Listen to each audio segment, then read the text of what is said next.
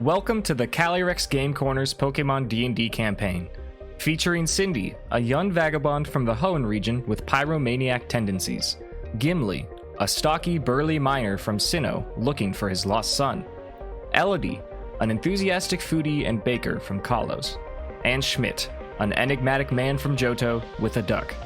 My name is Rich, and I'm the Game Master, and this is Dunsparce and Drampa.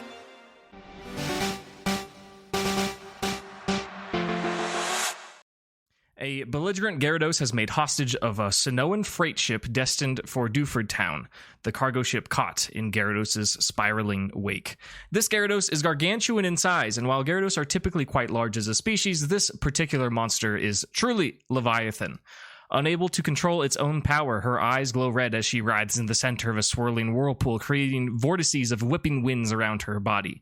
The Sinnohan trade vessel, while trapped in a whirlpool for multiple days, has not become victim to a Gyarados attack. However, they dared not try to provoke it, considering its apparent power.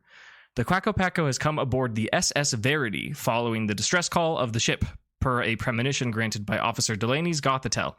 Maggie, the ship's captain, explains the circumstances to the Packo. "We've been stuck here for a while, and we don't know what to do. You all seem like powerful trainers, so we'll follow your orders and do what we can to help. Thankfully, we've got plenty of food, and we have a couple first aid kits and Pokemon recovery items if anyone gets hurt. We have a lot of cargo destined for all around Hoenn, so the more of it we can keep in one piece, the better. We'll gladly compensate you for your efforts. You have the service of my Magmortar. While her fire powers aren't particularly useful in the ocean, she's quick at repairing damage to the hull. We have Maya's Dragalge as well, acidic and draconic abilities you might find useful, and Tomas and his Empoleon are quite seaworthy, even through the whirlpool, so they'll stand by for your orders as well. The SS Verity is a very large ship, stowing about a dozen large cargo containers at stern deck.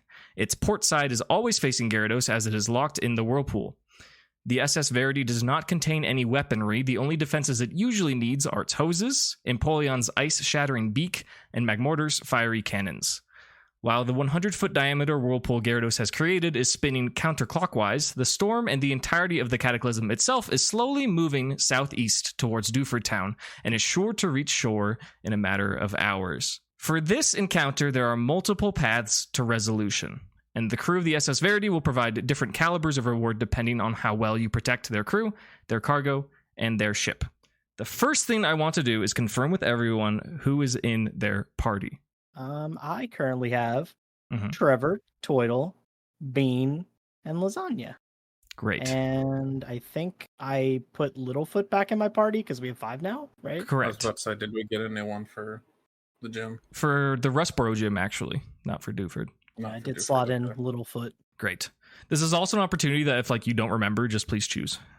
I just want to make note of what everyone has. So Trevor, Toidle, Bean, Lasagna, and Littlefoot. Very cool. Who wants to go next? Quacko, of course. Yep. Jessica, Patricia, Richie, and Walter. Fantastic. We got Soli, Cookie, Jack, a Larvastar, and let's go Fang. Soli, Cookie, that's 5. Jack, Larvastar, and Fang. That is in fact 5. Okay. And Elodie. I've got cabbage, bubblegum, grape juice, key lime, and aubergine. Okay. So not counting the crew of the SS Verity, there's 20 Pokemon here. Something to think about.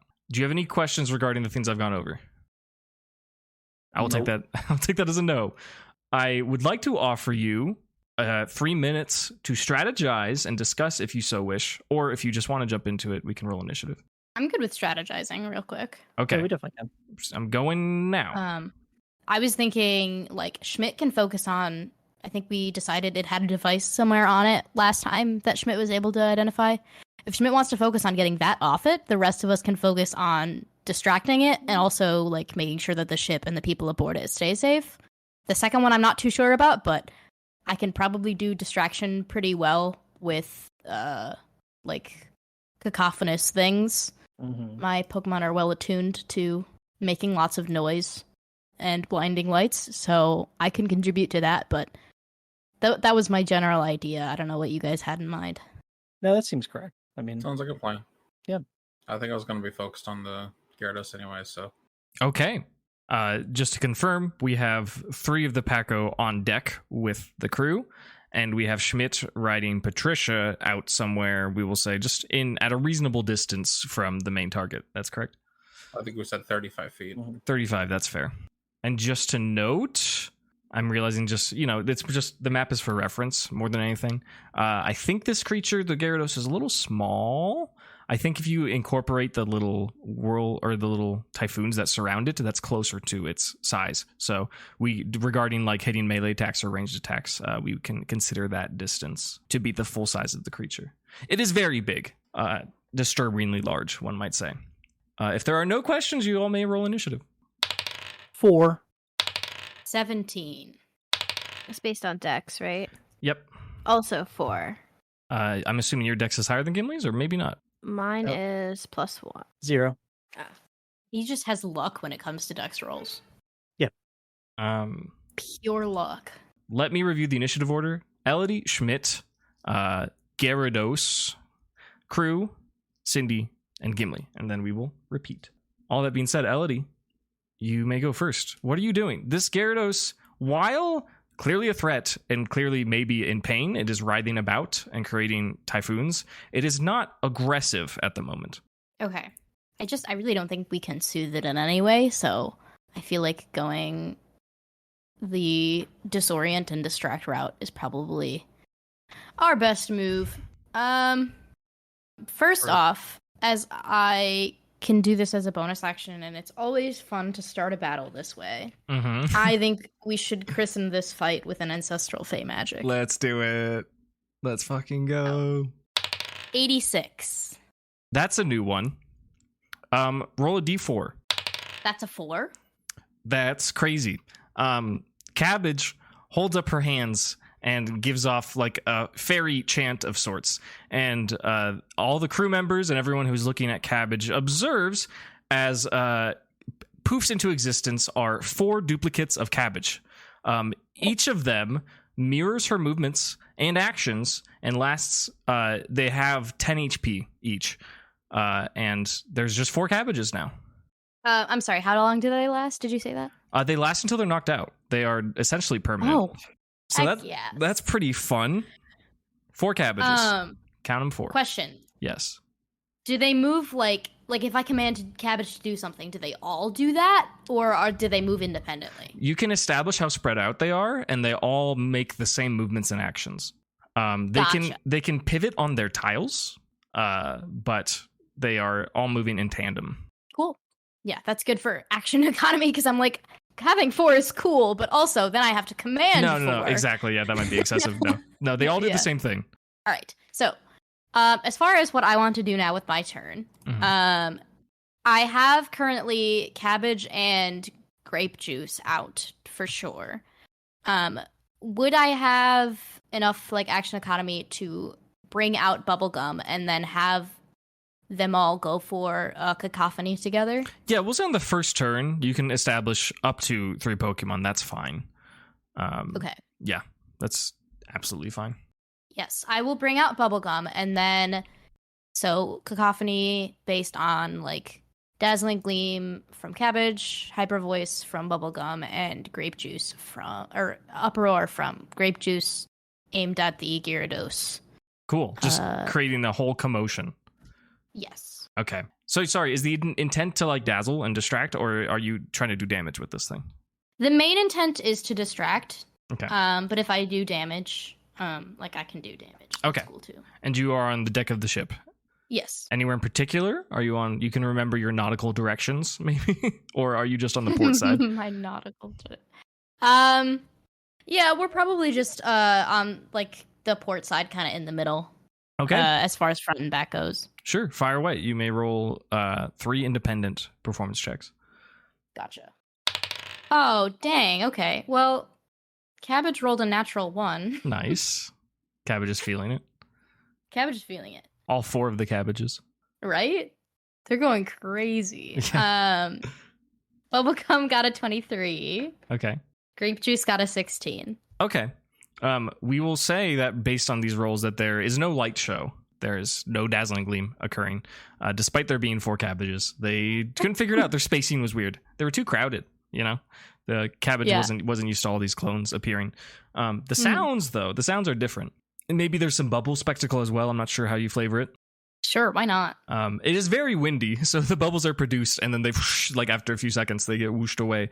But it's a little noisy, and it is perhaps a little invigorating for your allies around you, and it is definitely caught the attention of the creature. The Gyarados, the monstrosity that is in the whirlpool, definitely it looks at the sound. It can't clearly discern what's going on, but it observes that something is different about the ship. Because of this performance, we will give a bless to all allies for this first round, since you're going first. So bless is D4. You can put a D4 on whatever you want. I guess that's your bonus action for Cabbage. That's an action for everyone else. Anything else for Elodie? Now that I'm thinking about it, also, like, distraction is good, but also bringing its attention to the ship might not be the best idea because we don't want it to attack the ship. So I'm thinking maybe I go out on the water with grape juice, but grape juice can carry 2 medium creatures, so that probably accounts for like me and like the 4 cabbages and bubblegum. Yeah. I would guess. The clone cabbages are nearly incorporeal, so they're fine, and your Pokemon are pretty small. So yes, all of the Elodie's gang could ride atop grape juice. Grape juice is a very powerful swimmer. These currents are strong, but grape juice is also just as strong. They will still have to make a DC 8 athletics check. Okay. Let's do it. We probably want to get away from the boat a little bit. Okay. I'm also willing to entertain a retcon that you perform the cacophony outside of the ship if you want. Okay. Cool. Yeah, I think we'll do that too. If you prefer that, I don't mind at all. Yeah, I think so. Sure. Let me make that athletics check for grape juice real quick. Okay. That's an 18, so okay. We good. Cool. Yeah. You can go pretty much wherever you want in the water. How close do you want to get to the monster? I don't want to get too close, but I want to like put probably like halfway between it and the boat, if I can do that. Sure. You do exactly that. Anything else for your turn? Nope, that'll be it. Okay. You notice at the end of your turn, after this cacophony has been done, this monster is still seems out of its own control in a sense, but you can determine from the way that the wind is blowing, that the way that the whirlpool is swirling, it is all the winds in whirlpool are moving just as fast, but they feel more like focused or controlled. That is the sensation that you get. It is Schmidt's turn. Schmidt, what are you doing? Ooh, okay, so with you said there was devices on its neck. Yes. Are those, there's like 3, right? There's 3 of them. Do you want a little description? Yes. They are shaped. They're planted under where the scales overlap on its back. Schmidt has identified 3 of them. There's kind of like an oval-shaped metal object that has a flashing light, a red light in the center of it, and it has, for lack of a better word, like arms that stretch out that are somehow connected to Gyarados' flesh under its scales. Because it's so big, you can like peek under its scales where like they overlap so that it can move, right? It's kind of like a knight's armor in a way. And you found 3 spanning from the first large fin by its head, and then there's 3 scale segments that have those trackers or whatever they are, and then the next large fin, that's where they are, is in those 3 scale segments, if that makes sense. So it's down the spine. Gotcha. Correct. Yep. Okay. I'm questioning the drawbacks of this. It's sick as fuck. I'm just going to do it anyways. Sure. Okay, so Schmidt is going to have Patricia fly directly above the Gyarados. Okay. And then going to withdraw Patricia and send out Walter. And then like kind of hyper drill like missile on top of one of the like airdrop. What the fuck? On top of one of the devices. That's so sick. Yeah. That's really cool. Also really dangerous, but really cool. So we'll make that work as best we can. Going above Gyarados is like 60 feet ish, which is cool. So you're going to withdraw Patricia into her ball. Yeah. Okay. Based on how this is happening, within 6 seconds, Schmidt will only have time to withdraw Patricia, send out Walter, and then I'm guessing land on Gyarados, right? Oh, I can't hyper drill on him. Oh, do you want to? You want to ride Walter? Yeah. Oh, that's sick. Yeah, that's fine. Let's keep it to like hyper drill onto like a airdrop, like hyper drill, like just right onto one of the devices. Okay. Like through a scale if I have to. Okay. Yeah. I guess we're just gonna say roll to hit. I also want, what's your dex score For Schmidt, Yeah. 16. Okay, you're gonna be able to ride Walter, no problem. That is fine. I'm not gonna make you roll for that. Yeah, I guess just roll to hit. You said I have bless, that I can use a D4 as well. Yeah, you can add a D4 to anything.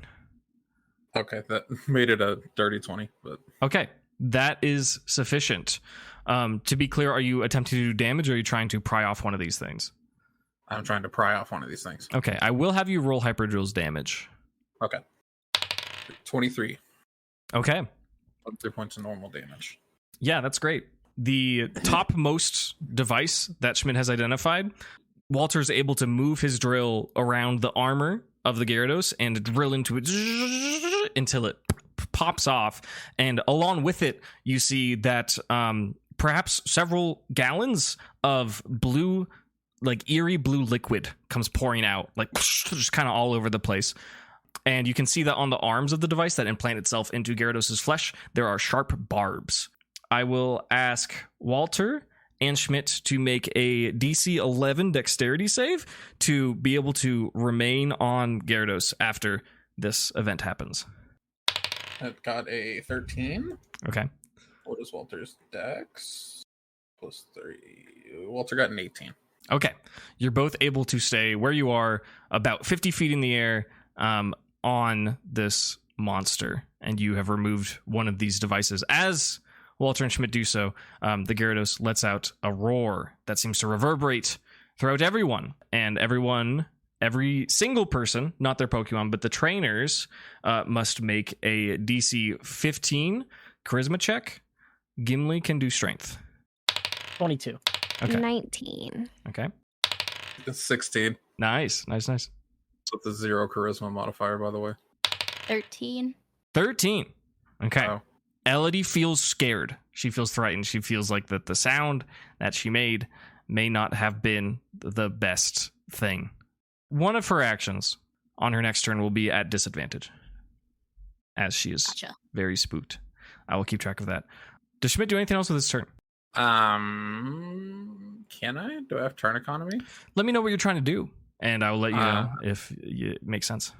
I kind of want Schmidt to try to like pry one of the other devices off with just his hand. Okay. Because of the scale of the Gyarados, you're gonna have to move at least 5 feet. So if you want to get off of Walter and run on the spine of the Gyarados and see if Schmidt can do it himself, you're welcome to. But otherwise, If you want to do it as a unit, you'll have to wait till your next turn. Nope, I'm good with Schmidt going solo. Okay. This is risky, but fun and good. You will be able to move to the other scale, but I will need, what's a good dex check here? I think 15 in this situation, to not be flown off, because you have already knocked off the first one, so it is feeling riled up. This check is to get to the next device. Okay. I rolled the 12 on my modifier is 3, so I meet the 15. You meet it. Okay, great.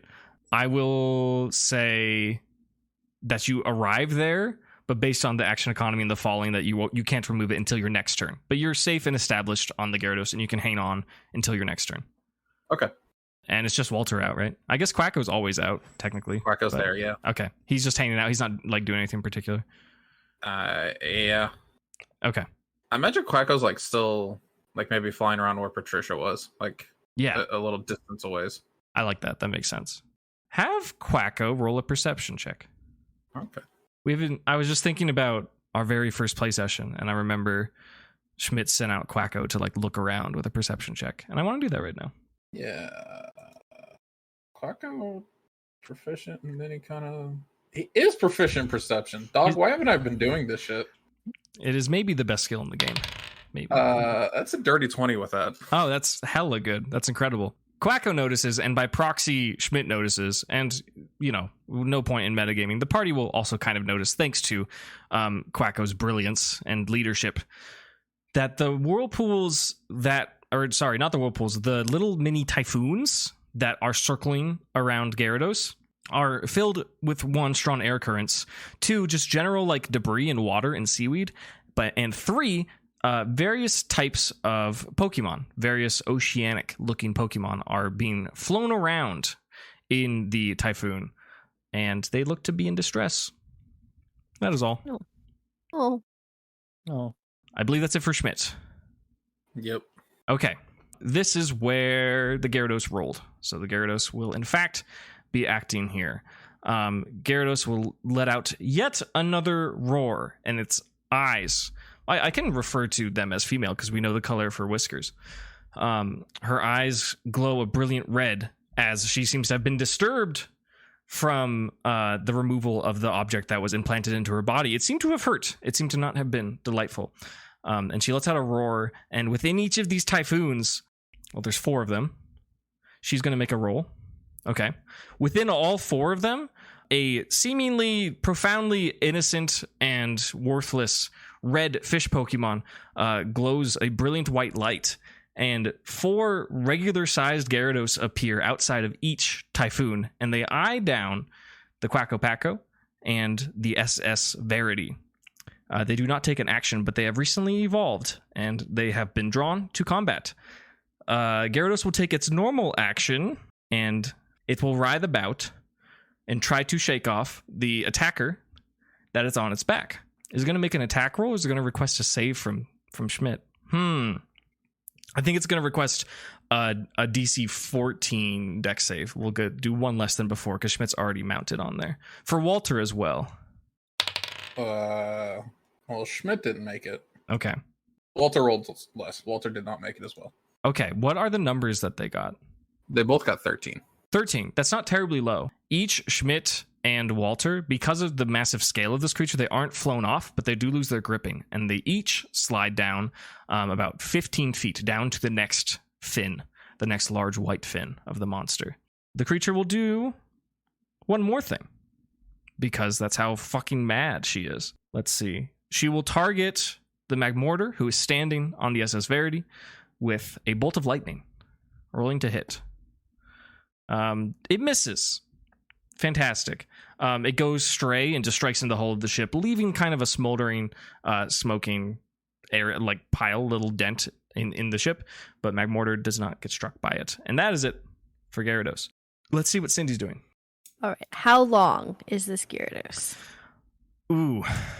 It is hard to tell, but it is roughly 6 times the size of a regular Gyarados, which is already quite big. So if we're looking... That's all I need. If we're looking at length, it's at least 120 feet. Okay. So, I could drop a 20-foot Draco Meteor circle without hitting Schmidt. If you target its tail, yeah. We can act like it's like Monster Hunter or something. And it has different areas of damage. You would not be targeting... Sorry? Yeah. I'm like right on its head, yeah. That's what I'm thinking, because it's a 20-foot circle of Draco Meteor, because I was like, as soon as Schmidt was like, I'm on him, I'm like, fuck, I can't hit him. Yeah. I mean, you could. But the Gyarados is You've done it so before. big. Yeah. And I'm trying to do better. Gyarados is kind of coiled up, but they are so massive that a 20-foot circle attack will not target its whole body. So yeah, you could target the part of its body that Schmidt is not on, or you could target the part of its body that Schmidt is on. So I'm going to target the part of Gyarados' body that Schmidt is not on. Okay, great. Yeah, you can summon a Draco Meteor, please. That is a save. A DC 17 Dex save. I'm assuming this is Cookie. Yeah, this is Cookie. Okay. Sorry, I should have specified who I have out.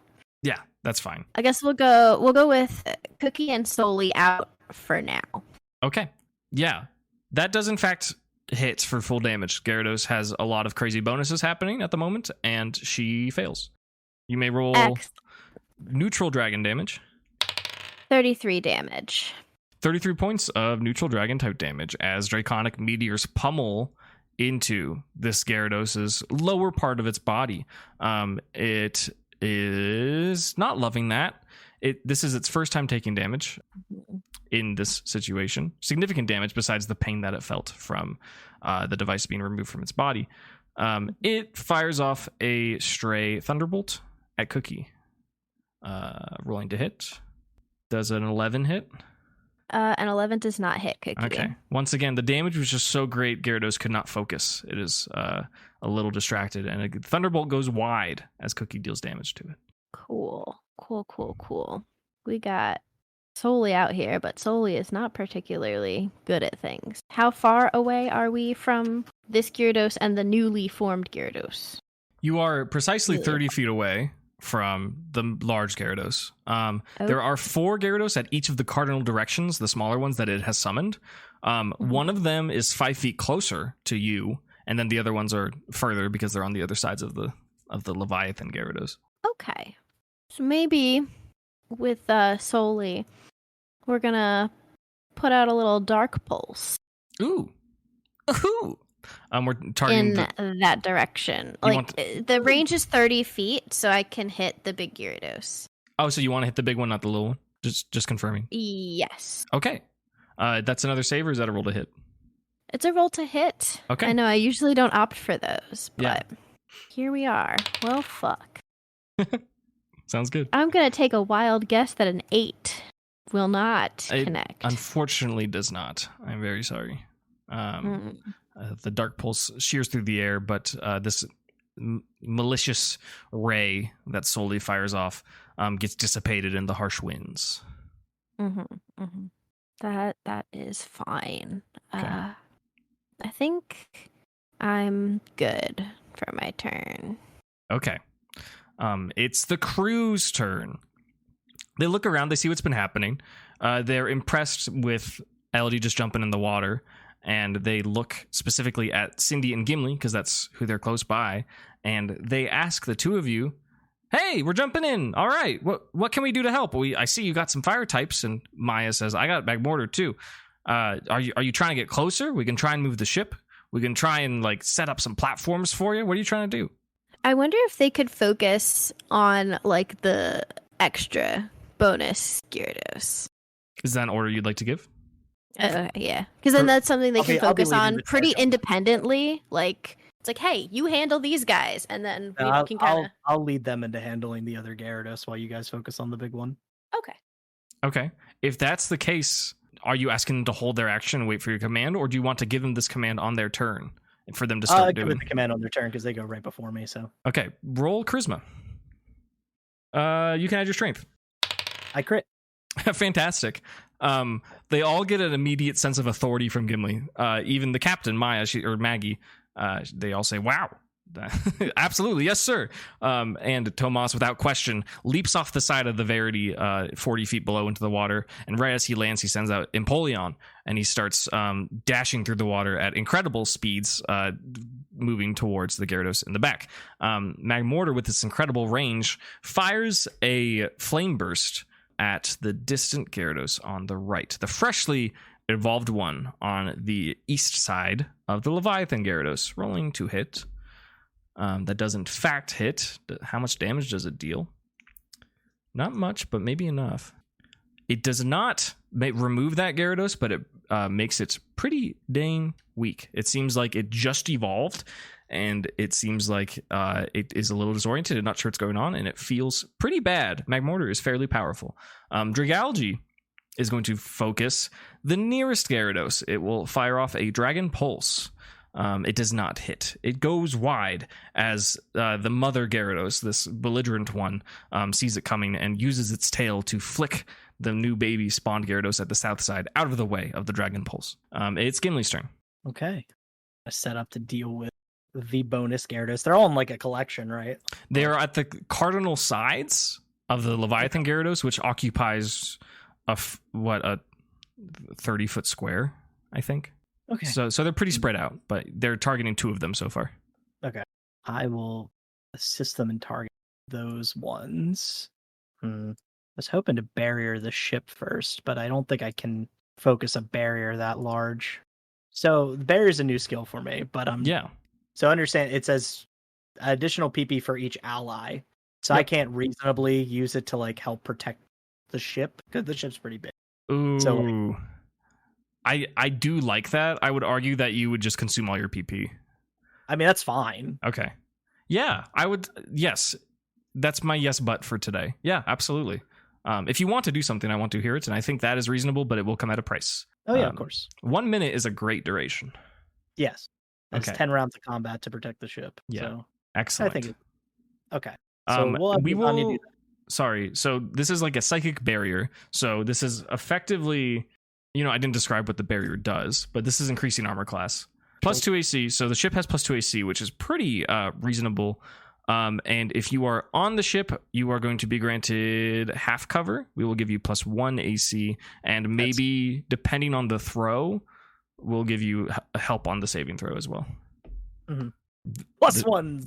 It's a haven. It's a haven. The ship is like covered in a psychic shield as Lasagna's eyes roll to the back of their head, and they lift their claws up in a bit of a crab rave in this torrential storm in the middle of the ocean. And then from its Lasagna-like shell, the ship is encased in a pink bubble. So long as Lasagna's raving. Yeah, as long as the crab rave is going on. Oh yeah, and that was the catch too, is that we made it concentration based, right? Yeah. Yeah. Okay, perfect. So it has to keep raving. Yep, has to keep raving. I mean, it can still do other things, but can't lose concentration. Right. Fantastic. What else is Gimli doing? So Trevor, my boy, the fearless leader, he's gonna be throwing rocks at this Gyarados. We're gonna be looking at the hit the rocks. We're gonna start trying to take out the 4-pack of Gyarados by targeting one with a rock slide. Which cardinal direction do you target? Northeast, southwest, or you could use nautical directions if you want an additional +1 to hit. Which ones were the ship target? Like the ship people? What did they start targeting? They were targeting. I will give you cardinal directions: south and east Gyarados. And we'll start focusing the south one.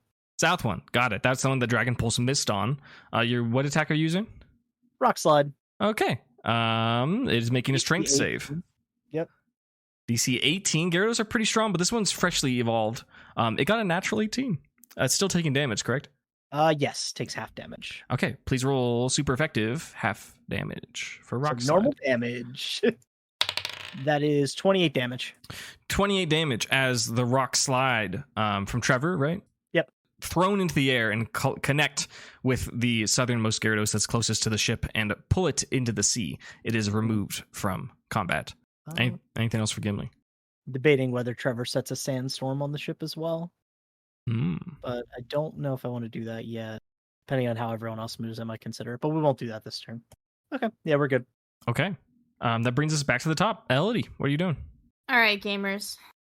All right. So we seem to be handling the extra Gyarados well. However, question.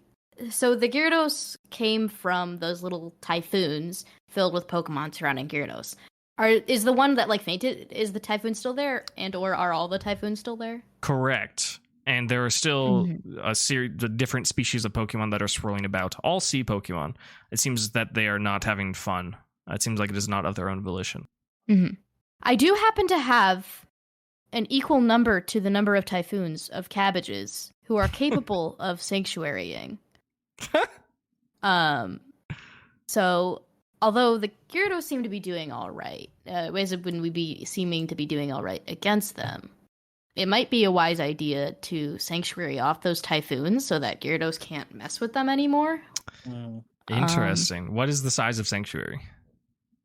It's a 20-foot radius. So 40 feet in diameter. If we're using it in the air, it's a 40-foot sphere, basically, right?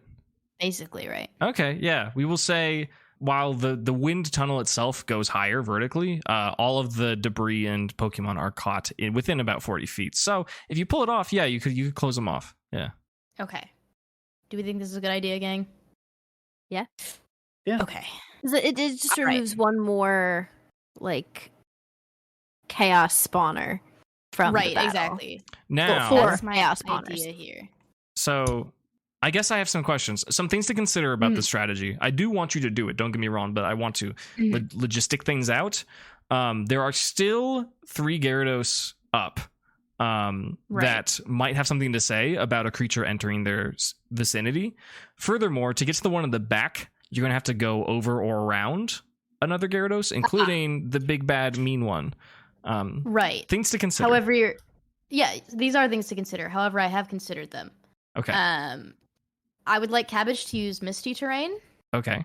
And then I would like to Misty Step my 4 cabbages into the areas of which they will sanctuary. Questions. What is the range of Misty Terrain?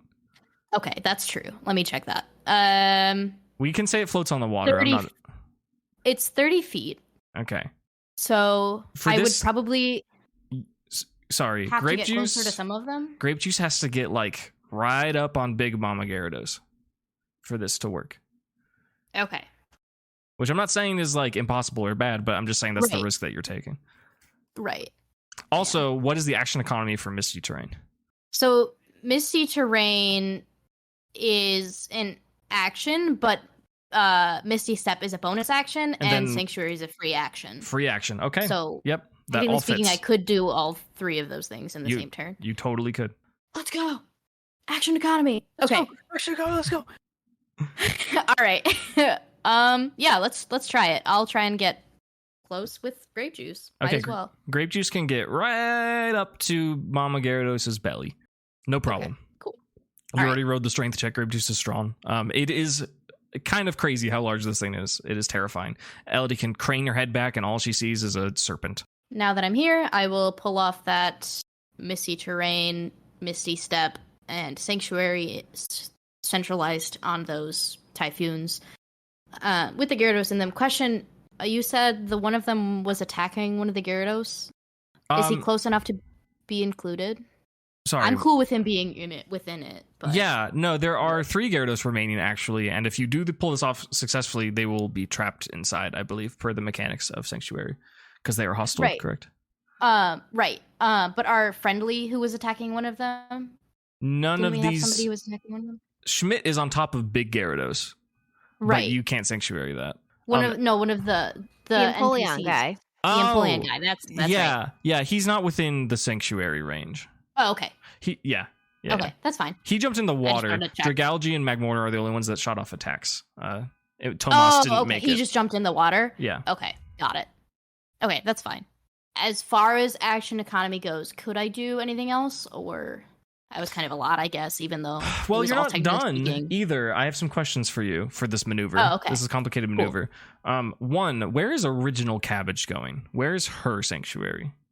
Again, cardinal directions or nautical directions. Either are good. Right.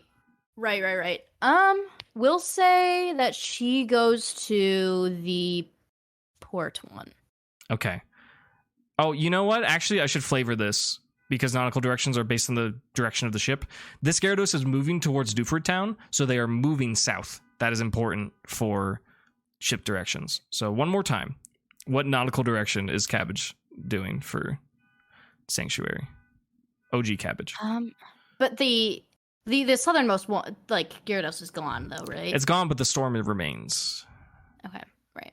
I'll still say port for original Cabbage. Okay. The Cabbage clones and Cabbage are all subject to opportunity attacks from the Gyarados that are within their radius. The clone that is going to the furthest north, aka aft. Yeah, is it aft? It's aft, bow. Right? About. I think it's bow. Or bow. It's bow. The northern one will actually receive 2 opportunity attacks from one from Big Mama Gyarados and then one from the one that is in the Typhoon.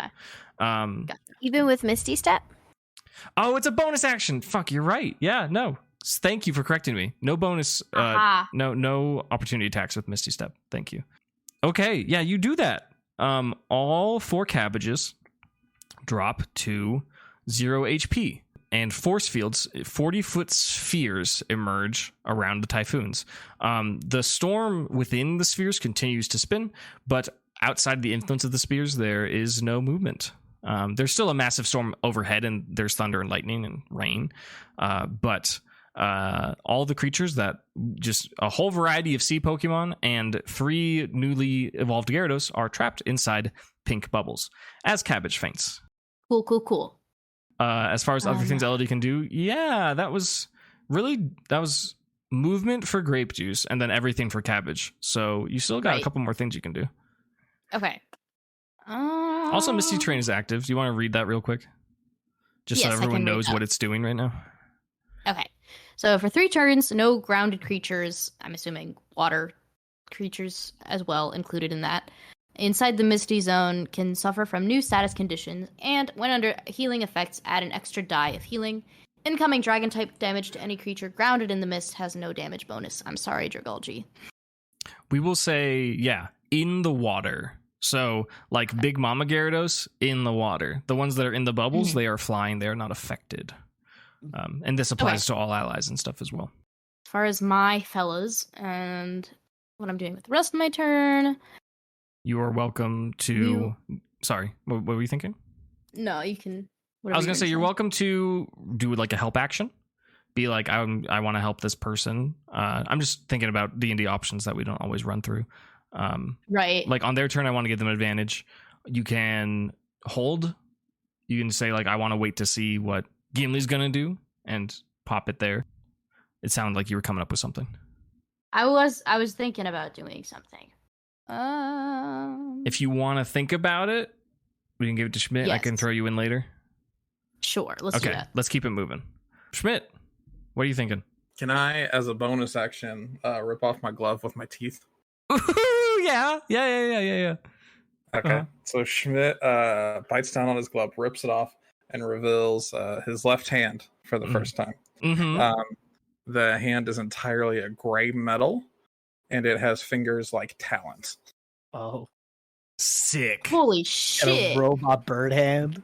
Could I get the 3 other Paco to make investigation checks? Sure. Wasn't good. I got a 1. I Okay. have no idea what that is. Okay. To be fair, he's like on a monster and it's stormy. It's like hard to see. Your arm kind I of have looks a like a 10. turtle's arm. We will say that the other 2 Paco's members' rolls weren't particularly enough for the flavor that I was thinking. However, everyone can tell what Schmidt described, that it's a metallic metal taloned hand, and it looks pretty fucking cool. What is Schmidt going to be doing with that? So I'm going to attempt to... So on this Gyarados, am I like able to sprint, or do I like have to climb to get to the next device? You can be... You are Schmidt. You can kind of sprint on it. It's just like, it's like so big. It's like sprinting up a hill, but you can run. Okay. I'm going to do that to go to the next device. Okay. And I'm going to attempt to rip it off with my metal hand. Yeah, do it. Is there a special condition with your metal hand? Yes, everything is at disadvantage for 2 long rest. Okay. Let's see what you're doing. I don't know what rolls I'm making. To I just remove rolled it? a die and got a natural 19. So Okay, yeah, it doesn't particularly matter what roll you're making. You're just trying to rip it out of there? yeah. Okay. Schmidt, you do that.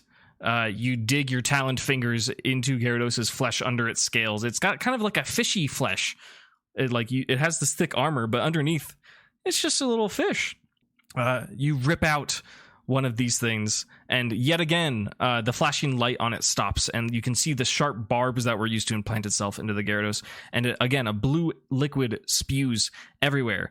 Because Schmidt pulled it out himself, he should make a dexterity save to be pelted with this blue liquid. That was a dirty 19. Dirty 19. He manages to not get any of it on his body.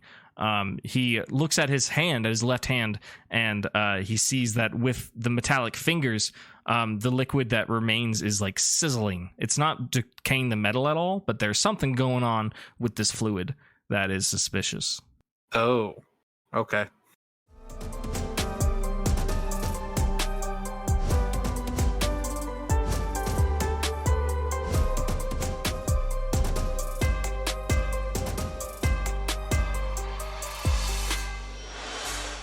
Nicely done, Schmidt. What else for your turn? We got Walter, we got Quacko. Yeah. Could Walter kind of slither over to the last device and try to hyper drill it? Yeah, he can absolutely try.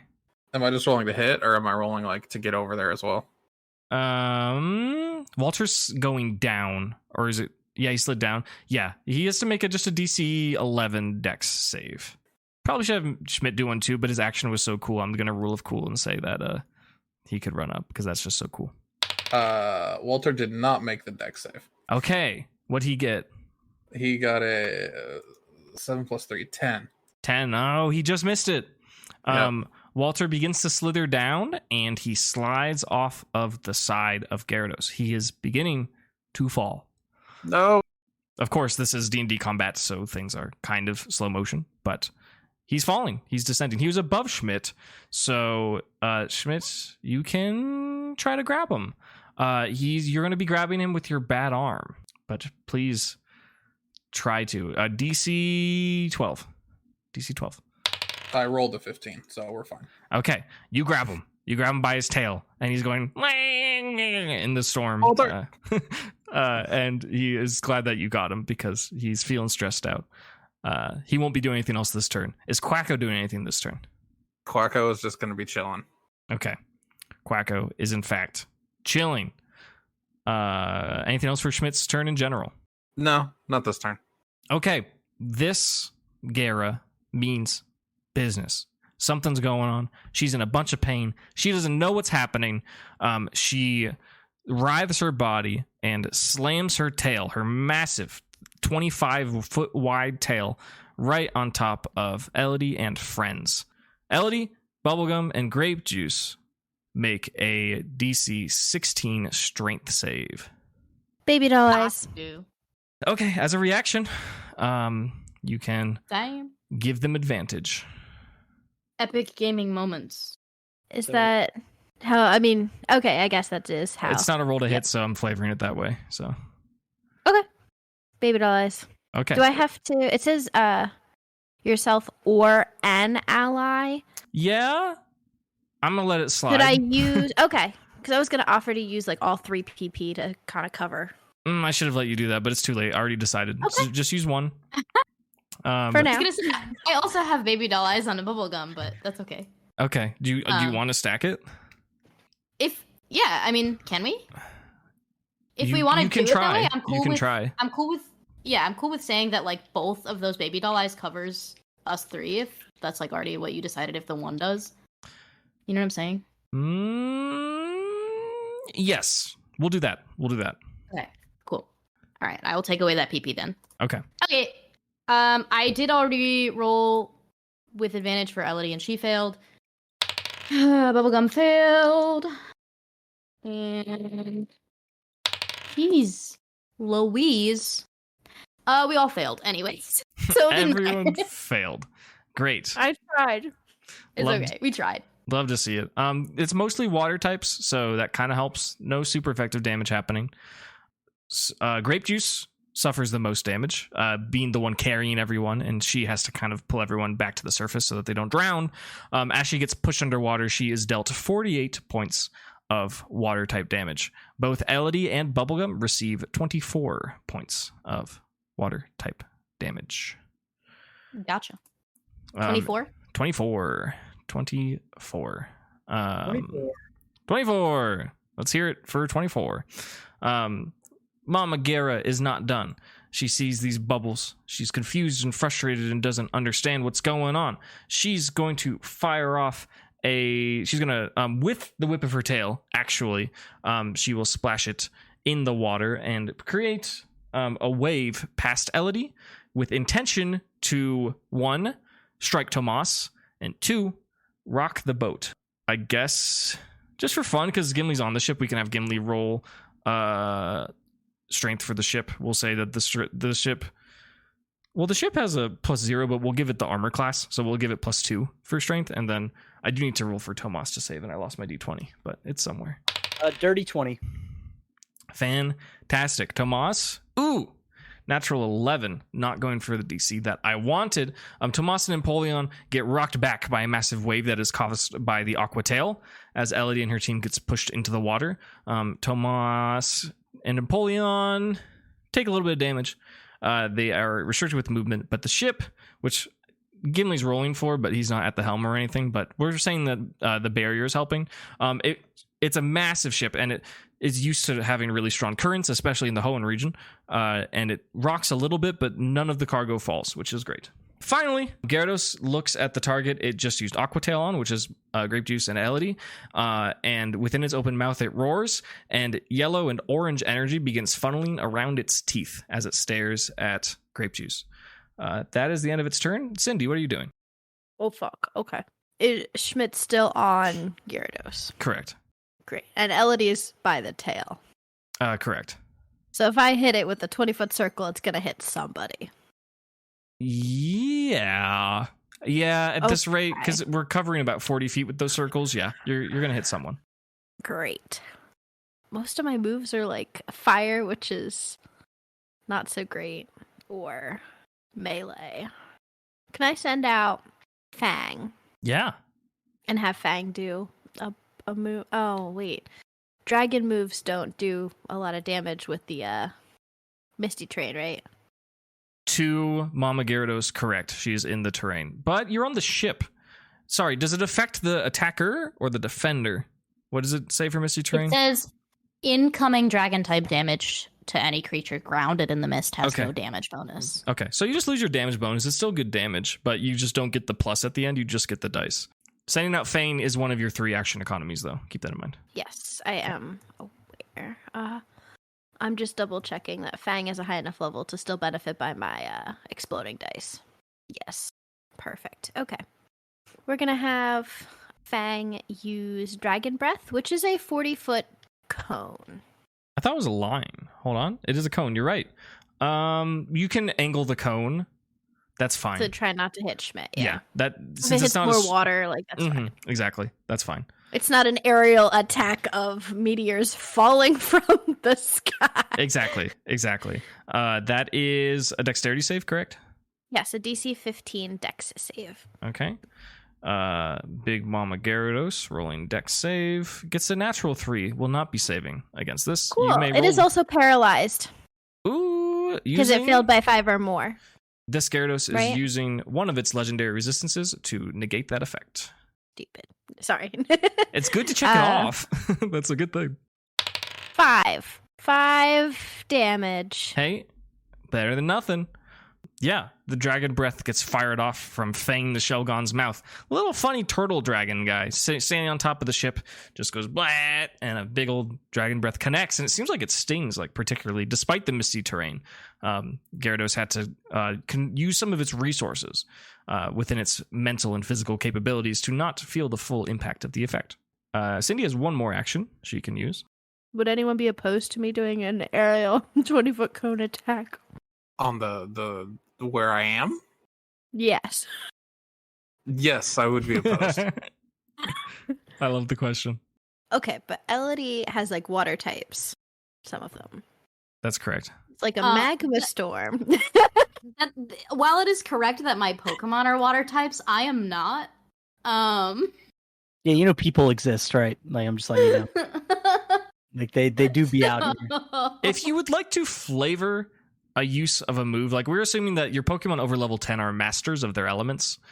If you want to kind of homebrew a specific technique or use a move in a certain way, I'm willing to entertain it based on your description. I additionally still have my okay, hear me out. Part of my turn, but I can't move because I used, I think, probably all of Grape Juice's movement. Okay, I'm hearing you out. I'm not listening. I use Magma Storm on the Thunderstorm. Like in the sky? Yes, and make it rain lava everywhere. Yeah, you could do that. You sure that they can do that? Are you sure, like, scientifically, like, that's possible, you know? Or would a magma storm in the thunderstorm kind of negate some of the thunderstorm? I think it would replace it with interesting. So this is definitely science. In most respect, have you been to a science class before? Listen, my philosophy. I've never been able to drop magma from the sky before, so fair. Because like, what if it, I don't know, turns into rocks and makes like breaks up the thunderstorm a little Not bit a because rock that's adding. Listen, I don't want to ever say no to things. I will gladly say that is probably a bad idea or that is likely not going to work. But do you want to do something with the intent of somewhat controlling the weather? Is that your idea? I guess, yeah. Okay. I don't know, maybe the Gyarados is feeding off of the thunderstorm or feeding into the thunderstorm, so maybe we can try to attack the storm. Okay. You want to use the move Magma Storm to influence the weather. Yes, because there is a storm. Where is it being targeted? Just in the sky? Just high up? Yeah. I have 80-foot range. So I could drop this 20-foot circle anywhere within an 80-foot range. Yeah. Can I hold Walter above me and have him work like a drill umbrella? Yeah, we can flavor that. That's fine.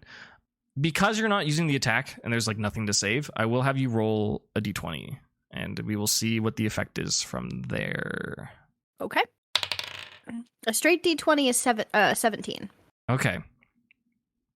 Here's what happens. Gudra Cookie summons its mighty power to place a magma storm high into the sky, as high as possible. And fiery meteors strike down all around because that is how this move works. The increased mineral composition and based on your high roll of just this of the volcanic minerals that are naturally found in this produced magma, everyone sees as all like lightning strikes within the clouds kind of get redirected like sideways, just and they're not striking into the sea or straight down at the moment. So for one round, electric techniques are going to be weakened. Every trainer, since they're pretty close to their Pokemon, needs to make a DC 5 Dex save, except for... Actually, yeah, just Schmidt and Elodie have to make a DC 5 Dex save. And Gyarados is so large, it will just be hit by some stray magma boulders. So it's going to take some damage. What are the results of your Dex saves? I'm good. I want to yell. Okay. Here's the thing. I rolled a 3. And Schmidt's Dex is 3. Yeah. So I made a 6. Yeah, you did.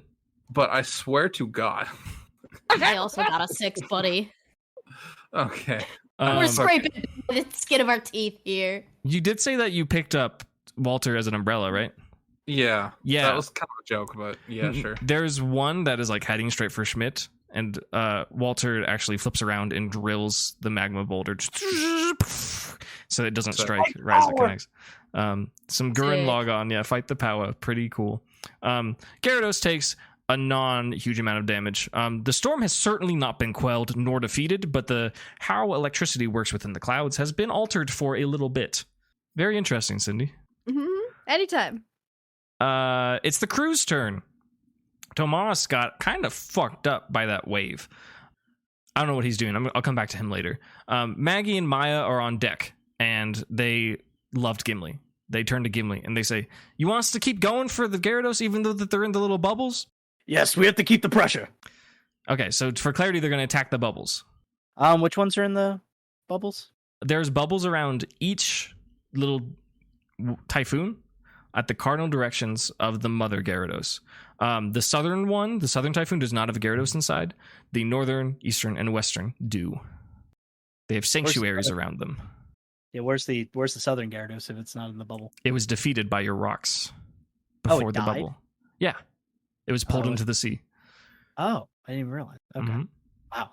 They are freshly evolved. They're not particularly skilled Gyarados. Yeah, they're not particularly strong. Okay. So I just we target the east one now that they're kind of they're being protected, but we got to break the bubble. Okay. You're going to target the east sanctuary, correct? Yeah. Okay. Yep. Do you know how... I just want to make sure you know how sanctuary works. Are you familiar with the mechanic? Not D&D sanctuary, but LED sanctuary? Well, yeah, it's you can't take damage with the bubble, but allies can enter the bubble. Oh, can allies fire projectiles through LED? Did we do that? We did that. We did that in the gym challenge. I don't know if we decided they can fire out of. I don't know if we decided the other way, but through. Let me nothing enter, but anything that's an ally can leave. So, yeah, I can read it. Yeah, sure. Friendly creatures may exit sanctuary but not enter. Hostile or neutral creatures may not enter, and if inside, cannot exit. Projectiles are either friendly or neutral by description, and they're not creatures, but none of the objects are leaving the bubble either. So I'm going to suggest that, per the nature that it is a shield, rocks will just deal damage to the shield and not move through it. That is my ruling. Okay. So I guess we have to maybe the order then is to change to focus on the mother Gyarados since the little ones cannot vary. Perhaps. If you want to hear me out, like if you want to influence the sanctuaries somehow, please be welcome to, or deal damage to them if you want. I think the order is just, they're all the baby Gyarados are trapped, so we're gonna go for the big one now. Okay, go for it. Okay, I mean that's the order. So yeah, sure. Oh, right. It's the crew's turn. Yeah. Sorry, they were asking for advice. Yeah, they say absolutely Gimli. Do they know your name? They know it now. They do now. Yeah, you will say you guys introduced yourselves. And so, yeah, they do that. Magmortar gonna fire off a fiery blast. It will, in fact, hit. It will deal some damage. Nice job, Magmortar. No burn here, but we'll take it. Dragalge going to hurl a bomb of sludge. It misses. Dragalge's having a bad time. They got a natural 1. Oh, no. They're just a little distracted by the barrier. It just feels weird. They're a poison type, and it feels kind of psychic-y, and they just feel grossed out. They feel icky. Ew, ew, ew. The Dragalge says that. They're like, nah, gross, through their little snouts. They don't say that. They're having a bad time, though. Tomas can hardly move at all. He does shout out. He sees an attack charging within Mama Gyarados' mouth. And he says, "Oh, look out!" But that's all he manages to do. He moves a little bit closer forwards. It is now properly Gimli's turn. Well, now Zanya's still concentrating, so that's great. But we're just going to go for some simple attacks into Mama Gyarados. Okay. First, starting with a Rock Blast from Lasagna. Lasagna got a 27. Ooh, yeah. So I think it certainly does. How many hits first? Just 2 for Rock Blast. Now for the damage. So that's 38 damage. Okay, solid. As rocks pummel into... They're from Lasagna, right? Yep. We're flavoring these as gems, right? I thought so. Yeah. Lasagna creates kind of duplicates of the gem on its back, and they fire at range into Gyarados and pa, just smack into its body, and it does not like that one bit. Super effective rock damage. Very good. I'm gonna flavor that name as Gem Blast, so sure. Don't forget. Yeah. Might as well. And Trevor, of course, gonna hit him with the simple rock slide. That's a strength save. DC 18. DC 18. They get a 23. I figured, but they still take half damage. So they sure do. They still take 27. Okay, sizable hit. Love to see it as the rock slide gets thrown by Trevor. Quite a great distance. It's pretty impressive to see in the pummel around Schmidt. They don't connect with Schmidt or Walter at all, but they do slam into Gyarados, dealing significant damage. Anything else for Gimli? Just noting we're setting the PP for Harden, so I did consume that, but we'll roll if Trevor ever gets hit. Understood. All right. Yeah, otherwise we're good. We're back to the top. Elodie, it's round 3 of combat against this monster. It is looking directly at you, your party, and Grape Juice, and it is funneling an energy into its maw. Before you do anything, please roll a perception check. Cool. Epic gaming moments. Ha ha ha ha. This is DC 13, we will say? I got an 8. Okay.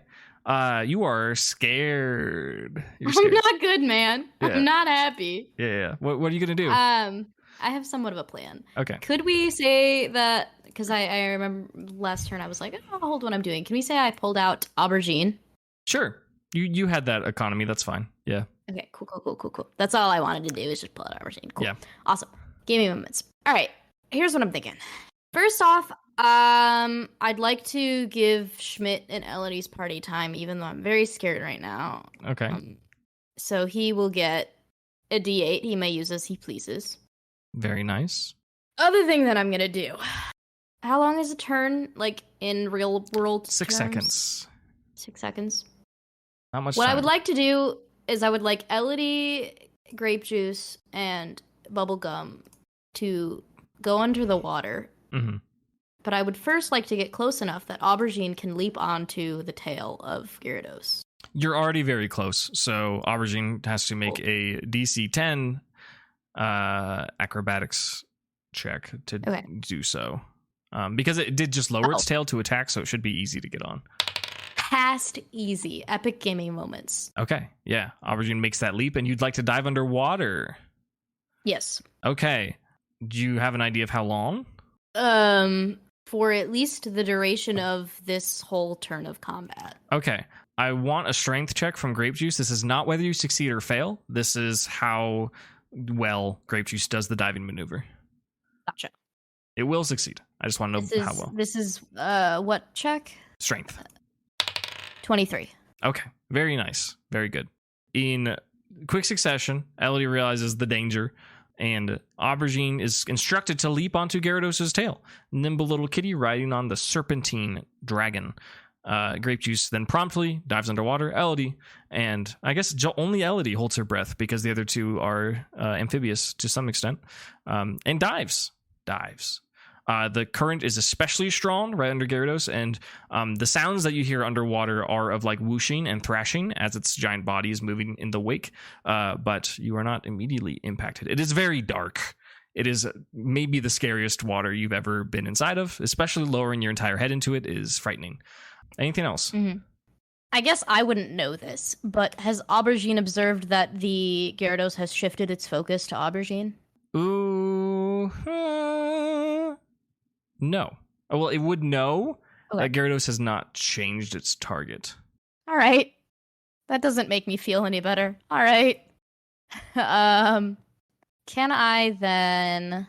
Yeah, I think if Aubergine can I do like the help action for Schmidt with Aubergine to like help him with what he's doing? I guess she probably can't get up to where he is. Never mind. Because he's... How long? Like, I don't know. Aubergine did just jump on the tail, so that is kind of a time consumed. I will let you roll a straight D20. DC 14 or higher, you can give the help. It's just your time is running low for Aubergine. Gotcha. Fair. All right, I didn't make it. Okay. That will be it then. Okay. That brings us to Schmidt. Schmidt, you are holding Walter. You just destroyed a magma meteor that fell from the sky. You were on top of Gyarados. What are you doing? We are running straight for that last one. Okay.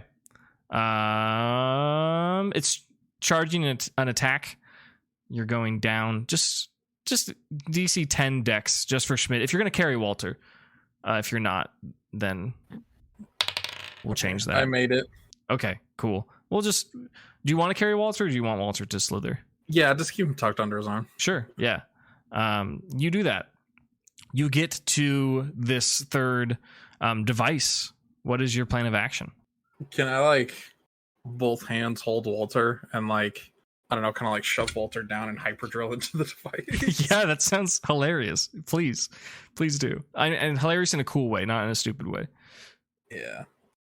Roll hyperdrill, and then you can add in addition Schmidt's dex modifier. Oh, sick. Yeah, it's like a dirty 21. Fantastic. Yeah. Does Schmidt say anything when he's triumphantly drilling into this machine part? Nope. Okay. He grips into Walter and drills away at the machine that is stuck in between Gyarados' scales in its fishy flesh. It drills and it drills, and the part doesn't seem to break, but Walter musters all of his strength with his hyperdrill and triggers an evolution into the Dunsparce. Please roll a d4. I was about to say, am I rolling for segments? Yes. This is so exciting. I got a 2. Okay. Do you know what that means? 2 segment or 3 segment? That means we got a beautiful 2-segment Dunsparce on our hands, literally, as Schmidt drills and drills into this third machine part, and it spews a blue liquid that, because of the Dunsparce's massive length and the size of its drill, gets strewn about in every direction, and Schmidt does not have to make a dexterity save. After this machine part is removed, the Gyarados is not quelled. It appears that there may be one more machine hiding somewhere on this Gyarados' body. It's surgery time. Keep drilling. Lobotomize this Gyarados. Just end it. Just fuck it up. You are welcome to do searches and whatnot. For this upper part of the spine that you've thoroughly investigated before the combat started, you do not see any more flashing between the scales. That means it's in a lower part. Quacko's still hanging out above, right? He is. You want to do some scouting? Yeah. Quacko perception, which apparently he's sick at, and I forgot. Yeah, just a general perception of the Gyarados. Yeah, just roll and tell me what you get. I crit. You crit it? Oh, Let's go. let's fucking go. Quacko! Quacko is the valiant leader of the Quacko Packo, is the namesake. Quacko is what truly brings this whole party together. Quacko acknowledges that there is a powerful attack coming to Elodie, one of his favorite humans. Quacko has always been fond of Elodie, as he's been fond of everyone in the Quacko Packo. Concerningly, he evaluates the attack that it seems to be charging towards her, and sees where the energy is gathering, and identifies that at the back of Gyarados' throat, there is a flashing red light. Oh my god. Keep drilling. I told you. Drilling. I was Drill right. be drill. Okay. What's my action economy right now? Not much. You have some movement bonus actions. I think you're out of actions. We could flavor that Schmidt could do an action, but it would require a check. Could I do like a switch? Like a Pokemon switch? Or would that be too many actions? I will let you do a switch with a riskless dex check. DC 12 dex to see if Schmidt is nimble enough. If he fails, it's fine.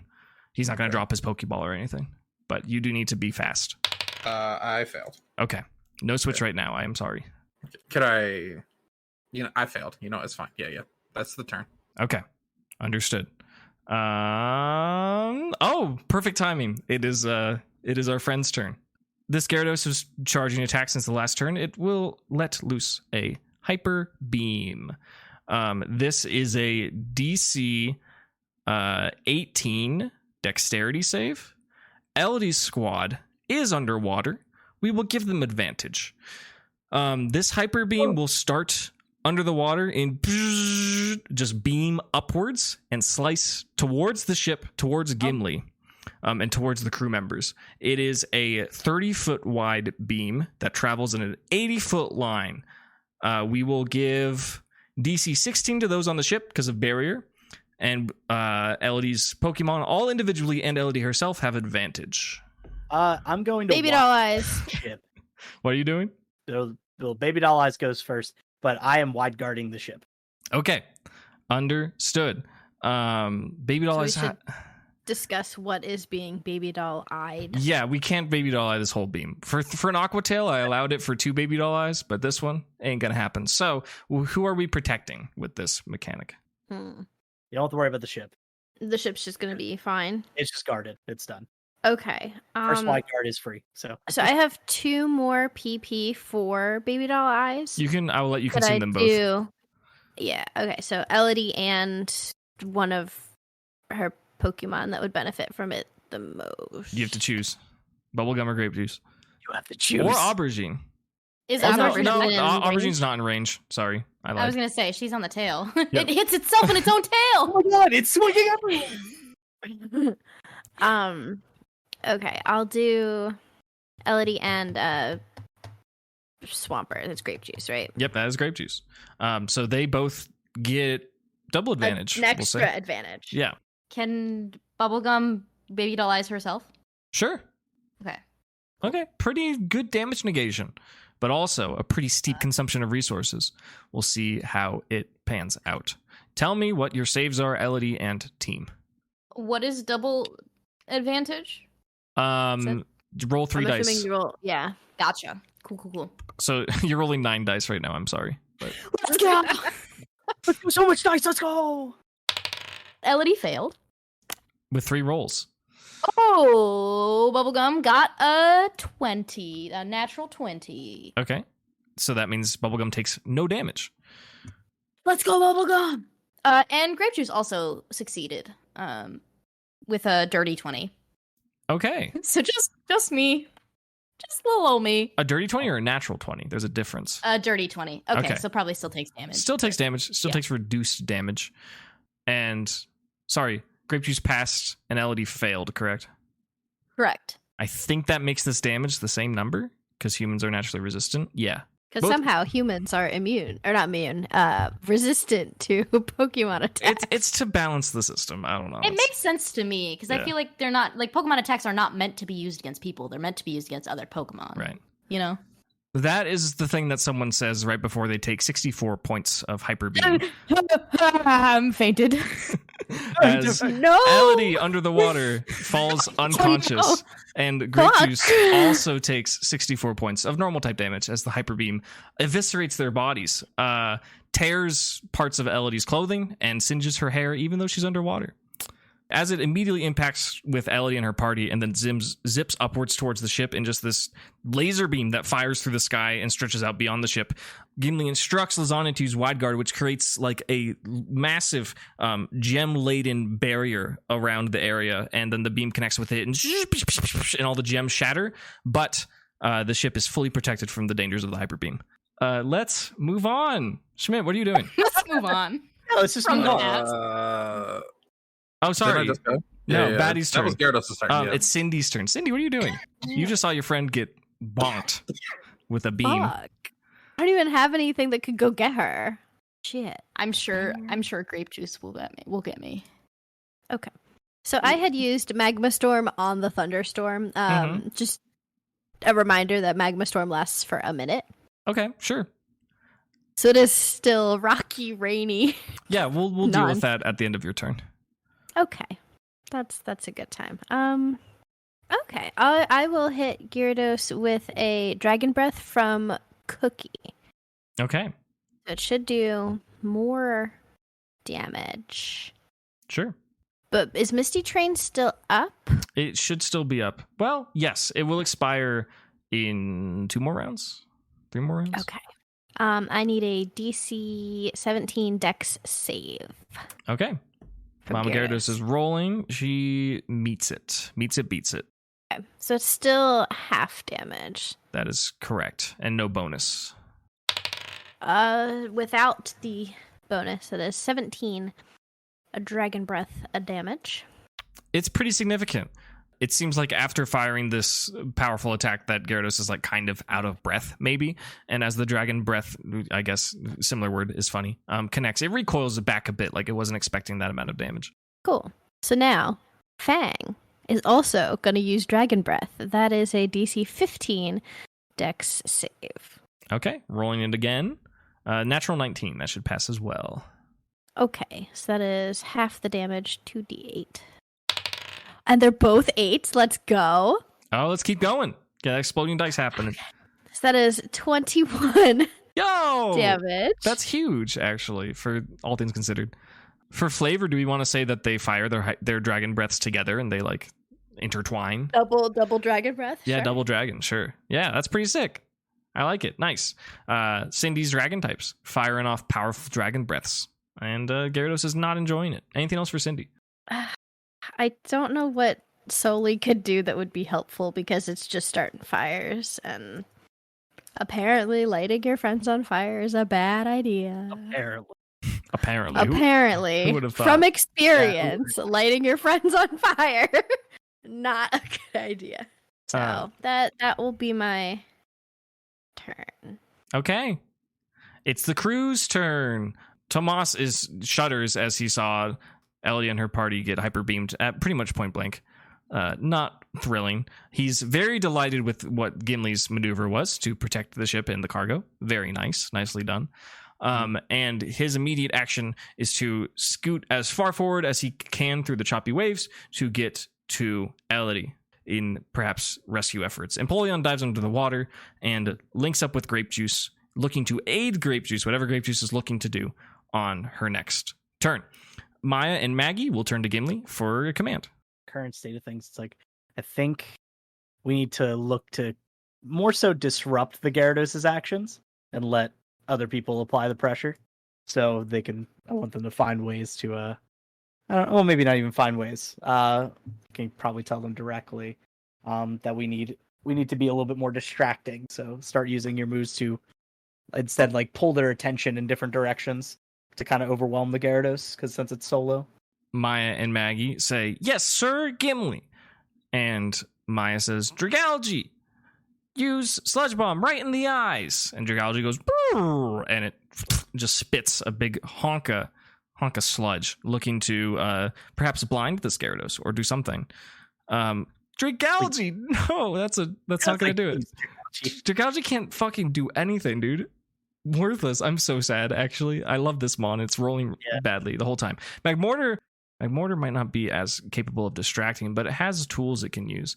I think it's going to double down on the barrier that Lasagna has made, and it's going to just start pumping out smokescreen just out of its cannons. It'll point them downwards, and it's just going to try and obscure the whole ship as much as possible, which will just make it harder to target in general, as it is moving in a circle around Gyarados at this point.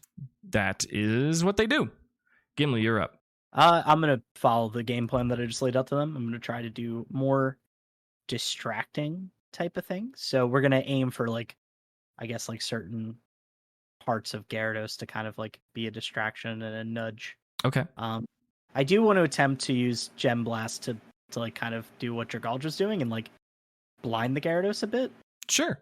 Yeah, we can flavor it that way. We can, if you would like, we can sacrifice the damage and make the blind effect more likely if you want. Yes, that's what I definitely want to do. Okay. What does Dazzling Gleam look like, Elodie, who is currently KO'd underwater? What does Dazzling Gleam look like? Yeah, what's that blind on? It's like it's part of the charisma save, but what's the DC? I see. Yes. Targets that fail by 5 or more are blinded for 1 round, and the DC 16. Okay. Do you want Gyarados to make a save, or do you want to do a roll? I feel like you rolling is more fun. Yeah, it's like me rolling more fun, or are we rolling Gyarados' con instead of charisma? I'll let you choose. Gyarados' con is tied for its second highest stat. That makes sense. If it were to make a con save, if you are removing your damage just to do that, I'm going to give it 14 to save, probably. And then if you're rolling to hit, you could meet its armor class, which we haven't identified, but it's not super high. Yeah, I'll roll to hit for sure. Okay. It's more than 8. It is more than 8. That is true. That is what we know. 25. 25 will break its armor class. Yeah. Do you have any flavor for it, for using gems to blind Gyarados? Do you have any ideas? I'm going to say that, well, instead of like the normal shtick that we would do, just firing the gems, Lasagna charges them with psychic energy to pull off like a sheen into them. So it creates that Dazzling Gleam effect while he shoots it at them. So it's like hitting him in the face, and it's just a lot of bright light getting shot at his face. Okay. Yeah, that's awesome. I like that.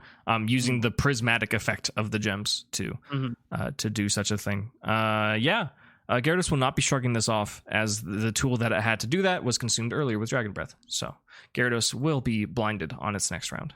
And then in the meantime, Trevor's gonna like try to hit toward, I guess, like, so Aubergine's on its tail, right? Correct. And Schmidt's at like its upper shoulders, in quotes. It doesn't have shoulders, but that's like where Schmidt is. Does the table have suggestions on where I should bonk it with rocks to make it easier to get inside its mouth to pull the thing out? Hear me out. Pillars of rock to hold its mouth like open. Okay. That's a little too accurate. I think could require a lot. So I have a game plan. It's Gyarados. Its mouth is just kind of like perpetually open, right? Right. Yeah, I have a plan. Okay. Just drill straight through. It's like a dental work. Drill, baby, drill. Yeah. Well, like, does does not work? Does Dunsparce have like a drill speed to like drill through? It does. I haven't. I forgot to make the sheet, and I feel bad, but it does have a burrow speed. Schmidt grabs one of the gem rocks that's still left up there and uses like the mirror at the dentist office. Hell yeah! Just checking out, like, man, you gotta fix those molars. When was the last time you flossed? Please stop judging me. Dunsparce can burrow at the same as its slither speed, which is 30 feet per action per turn. So it's a pretty long guy. I'm gonna rock slide towards its like backside to kind of like, since it's blinded, it's just gonna be confused at where people are. So I'm gonna use that to like kind of draw its attention away from like the ship and stuff. And okay, you wanted to kind of like turn around, maybe? It's like no, so it's I wanted to like think that like, because Aubergine's on its tail, Schmidt's towards its face. I wanted to be concerned about something smacking it towards the center, so it thinks something's there. Oh, so like its belly or chest, right? Okay, sure. We can make it the same armor class or DC 14. I guess it would be strength in this case, unless you want to deal damage, which you could deal damage. We'll just do AC. Okay, fine. I don't intend to do damage, so. Does a 19 connect? It does. Which direction do you want it to think a threat is coming from? Like directly behind, like toward. It's like there's something climbing on its like, because as it's blind, it doesn't know. Something's like climbing on towards like the center of its backside. Okay. So it's more concerned about that than like the Pokemon in its tail or Schmidt in its face. Oh, okay. So the middle of its body. Right, it's like I just got blinded. What's happening? Oh my god, I'm getting pelted in the middle. Okay. That's the thing I need to address. Like a mosquito just like came up on you at a certain spot and you have to go to smack it. Yep. Like that's the immediate threat that it wants to deal with. Yeah, that is successful, especially because it's blinded. It is mostly concerned with something at the center of its body. Very neat. It is Elodie's turn at the top of initiative. Elodie, you are unconscious. You can still make actions orders for grape juice. Because of Tomas's help, they will not be limited because Elodie's not giving the orders. But Elodie is at 0 HP and is at danger of drowning. Elodie does, in fact, make a death save, actually, at the start of this turn. I do, in fact, do that. Let's see it. 17? That is a success. One step closer to breathing air again, even though her lungs are currently filled with water. What is fine. Grape Juice doing? Grape juice is definitely going to go back up to the surface. Okay. And probably, I think, sensing Elodie is unconscious, make her way to the boat. Okay. Excellent. We could flavor this as a dash, perhaps? Sure. Does bubblegum remain, or does bubblegum go with? Oh, that's a really good question. Bubblegum will remain, I think. Okay. Just kind of outside near like where Aubergine climbed up, maybe? Yeah. Okay. Tomas is escorting Grape Juice back to the ship. If Grape Juice uses its action for movement, Grape Juice can scale the wall of the ship, carrying Elodie, and bring her to the ship's deck. That is currently covered in smoke and psychic barrier. But it is for protection. That is successful. Do you want to describe Bubblegum and Aubergine? They are improving, so they might have higher saves to make, but they can still do things on their own. Right. I think what I'd like Aubergine to do is if I could have her use fake tears on the Gyarados, but I want this because the way that it works is on a failure, attack rolls against the target are given a +5 bonus until the end of the next turn. Can I do that instead with like more effect rolls instead of attack rolls, like things like prying off the object or like trying to disorient it? Sure. Instead. Yeah. We'll give it a +5 for now because that is the mechanic, but I might adjust that based on what it is. That's totally fair. But in any case, in order for it to work, it does have to make a wisdom saving throw. Okay. Of 12 DC. Okay. Wisdom is not its highest stat. It's not its lowest stat. You said 12? Yes. It gets a dirty 12. Okay. Understandable. I'm willing to offer Aubergine an additional action because it's improvising, so it's got a little bit more time. Okay.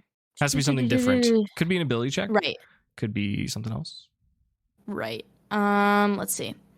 It does have Prankster, but that's just moving to the top of order. I don't think that's like, she does an extra thing. Well, you're already on the top of order, so it effectively would be. Right. It really doesn't. Oh, would it? Effectively, because you're already at the top of the initiative order. So. Right. You can't do any better than that. So you just you get another thing. Oh, okay. If I wanted to, can I assist a fainted Pokemon? Describe your intention, and then maybe. Using assist on Cabbage to get one of its moves.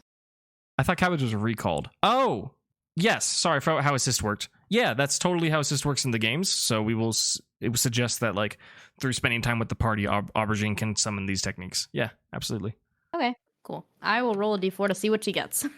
I will also let you, if you want, to roll a d100 for Fey Magic too. Oh, interesting. Just because it's funny, and I want to see it. Like, so that's just Cabbage's bonus action? Yeah, or is that I just want Aubergine. I just think it'd be funny if Aubergine did it. So I want to offer you assist plus. Maybe that's just the cost of assisting a move from Cabbage, is that it comes with the Fey Magic. Sure, why not? Yeah, you just. I think that's funny. It's a BOGO, That's what Cabbage would want. Okay. I don't know if it's what Elodie would want. It's Cabbage would want definitely. that. Yeah. Okay. Okay. All right. Well, pick your action first, and then we will determine the Fey Magic. Anyways, I did roll 4, which on my sheet is decorate. Okay. So we will decorate Walter. Nice. So he gets advantage on attacks and imposes disadvantage with damaging DC saves. We And can also all say of advantage his... on skill checks too. Cool. And all of his damage dice rolls go up by 1 tier as well. Now let's roll some Fey Magic. Hello. 48. Hello? Okay. I was just commenting like, y'all really want me to drill through this motherfucker, huh? Listen, I identified who is helpful, and it is Walter. You said 48, correct? Yes, 48. Normally I would ask you, but I am unconscious, so I cannot. So the thing that's here is fairly cabbage oriented. I think I'm just gonna alter it to be Lipard oriented. Are you okay with that? Sure. So the assist animation isn't a backflip like Copycat, is it? I think it's It's paw prints that dash around or something weird like that. Yeah, it's something like paw prints or something. Lipard does a strange dance as it calls upon decorate, and it decorates Walter with a combination of chaotic fairy but also kind of sinister energy that comes from being a dark type, and Walter feels empowered. There's a lingering side effect as a dark radiance emanates off of Aubergine's body, and strangely, for some reason, a dark portal opens on the water's surface, and emerging out of it comes a three-headed draconic monster with dark features. It looks at Aubergine and it lets out a roar, and a Hydreigon has entered the field under the command of Aubergine. Hydra comes out of nowhere and punches you. This is Schmidt core. This is Squid's core. So, can I ask, was the Hydreigon going to happen regardless, or is that because it's a Lipard?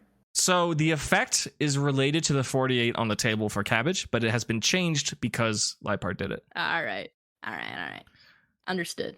It will not do anything this turn, but it is here, and it is specifically responsive to Aubergine. Okay. Aubergine now has a lackey. Yeah. That is so funny. Okay. I think that'll probably be it for my turn. And the funniest thing is that Elodie isn't around to see it. Yeah, Elodie's just unconscious. This happened before, Aubergine's just right? They're slaying. Didn't something happen with someone's party member did something sick, and it was like an evolution or something? They didn't see it, right? Cindy. I think it was Cookie. Cookie was it Jack? I thought it was Cookie evolved into It might have been Guja. Cookie. Yeah. Yeah, it was Guja. Oh yeah, it was. Evolved. Schmidt, what do you do? Okay. I'm going to send out Emolga. Richie, the Emolga. Send out Richie, yes. And It's the I'm field. going to have Richie acrobatics his way around the Gyarados into his mouth and try to electrocute the device inside his mouth. Okay. This is a complicated maneuver. And Gyarados is massive, and it's moving its body. So we need a DC 16 acrobatics check, which I believe you're proficient in, to get inside the mouth. Let's do that first, and then we will move on from there. Dirty 22 on the acrobatics. Okay, Emolga exits the ball and immediately understands Schmidt's command and flips and zips and dives around through the thunderstorm into Gyarados' mouth. There is a flashing device kind of on the roof of its mouth towards the back where its throat begins to descend. Emolga is dealing with the harsh, draconic breath of the creature, and it is stinky and hot and feels very dangerous to be in the open mouth of this monster. We need a different check to get over to the machine. Do you have a flavor for how Richie would do it? A different check to get over there? I mean, it could just be another acrobatics check, but I'm just curious, I wonder if it's just kind of glides over the chasm of the throat of how I'm imagining it. Okay. I think it will do that Might successfully. be too tight of a space, but... You know what? No, I think it's going to, with that acrobatics, the original acrobatics check, I think it's actually going to get there. What I'm more concerned about is Richie's strength, Richie's power. You want it to zap it? Yes. Okay. Are you going to use a specific move? Yeah, we'll throw an electro ball at it. Okay, so we're not going to like mount it. We're going to sling an electro ball from a distance, maybe? Yeah. Okay. This is an important check. What is the damage on electro ball based on? Is it based on dex? Yeah. Okay. Based on the armor class, I say in air quotes, of this device, I think we will give this a DC 16 straight dexterity check. Oh, I got a 19 on the die. Okay. Richie the Emolga throws out an electro ball deep into the throat of the Gyarados, who is blinded and distracted. And it connects with the device, and sparks fly out, and the light stops blinking. In a moment, the Gyarados lets out a sad roar, and it immediately begins to shrink in size.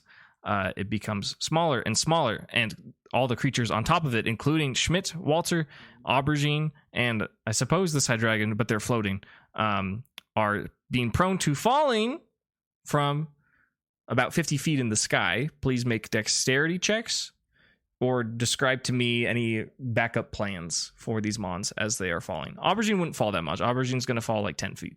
I imagine Richie could just kind of like glide down safely. Richie's going to have to make their own dex check to not be stuck in the mouth. Okay. Oh, this is true. Dex check +3. Schmidt got a 17. Okay. Richie got a 10. Okay. And Walter crit. Okay. Great. Schmidt and Walter. Schmidt is able to grab Walter, and Walter's able to use his tiny little wings to hover slowly to slow the descent, which is quite convenient. Aubergine. Were you going to say anything to Elodie? Aubergine's not going to have a hard time, but I'm just curious if you have any flavor. I was going to say, can she command the Hydreigon to, like, catch her? Sure. Yeah, why not? Not falling very far, but we want Hydreigon to do something, and Hydreigon will reach over and grab Aubergine as she falls in its mouth hands. Kind of creepy and weird, but Aubergine seems into it. Richie is like kind of deep into Gyarados' throat and can't manage to get out. As Gyarados kind of falls from exhaustion and slinks back into the sea with limited energy, Richie's kind of like stuck in there. Richie is having with everything changing size and it getting really hot and moist all of a sudden. Can I make a roll with lasagna? Absolutely. What are you trying to do? Use psychic energy to pull the Gyarados out of the sea again, so we can get Richie out of the mouth. Sure. Yeah, just intelligence check. DC 13. Yeah, we got it. Okay. You can kind of pull it so it doesn't slink into the ocean. Yeah, like hold on. Yeah. It seems that this creature has a little bit of energy left in it. Perfect, because I want to catch it. Yeah. Why don't you give it a shot? What ball are you going to use? Great ball, because that's the best one I have. Okay. Please make a Pokemon handling check with your great ball, and we will calculate the success or the failure. +1, 16. With a 16 on this creature, Schmidt throws his great ball. The immediate thing is that as Gyarados is encapsulated by the laser beam that comes out of the great ball, Richie the Emolga just falls out. Richie is not caught in the beam and just begins to glide away to safety. Oddly enough, throwing a ball was actually a very good rescue technique for Emolga. The ball kind of splooshes on the top layer of the water. It doesn't sink. It just kind of hovers right on the surface, and it rolls to the side once, rolls to the side twice, and it clinks shut. Gyarados has been caught. Congratulations. Let's go. Tomas doesn't even notice that this is happening as he is tending to Elodie on the ship. The storm begins to slowly dissipate. It's still cloudy and dark. It's also like 1 a.m., but everyone seems to kind of calm a bit as the ship is able to move. Cindy, Gimli, Maggie, Maya, Tomas, and all their Pokemon gather around Elodie, whose clothing has been damaged and her hair has been burnt, and she is currently unwell. She's looking hopeful to recover, but she has been injured by a very, very powerful attack. Is Schmidt going to head towards the ship? What is Schmidt trying to do? We're going to grab Elodie out of the water. Oh, Elodie's been grabbed. Elodie's on deck. Been grabbed. Okay, Yeah. Okay. Yeah, we're just headed towards the ship. Okay. With all the Quacko Packo uniting after dealing with the immense threat that was a strangely rampaging Gyarados, that is where we will end the session. Hello, and thank you for listening to the latest episode of Dunsparce and Drampa. Don't forget to check out all of our links at linktree/Dunsparce. That's linktr.ee/Dunsparce. That includes our Patreon, different places to listen to the podcast, our Twitter/X page, as well as our Discord server. In fact, this Saturday, we're having a Pokemon VGC tournament on Scarlet and Violet with in-house. It's all monotype themed, so you pick one type and you battle against the other community members like a gym leader. If that sounds like a good time to you, you can join directly at discord.gg/Calyrex. Not to mention, it's the best place to be to discuss the latest episodes. All that to say, thank you so much for your support, and we will see you for the next episode on October 3rd.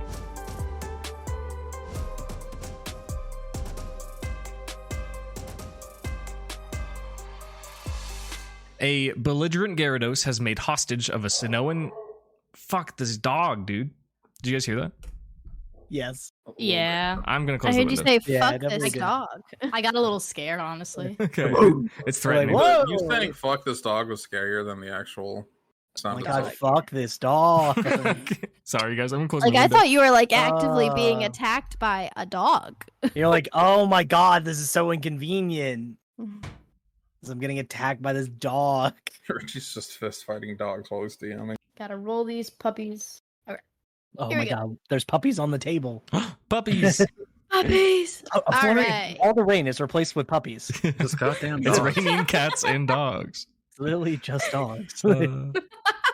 It's just raining dog. And East Gyarados. Gyarados-I? Gyarados. Gyarados. Garrett. Purities. It's nuts. Charity's nuts. Episode title. True. True.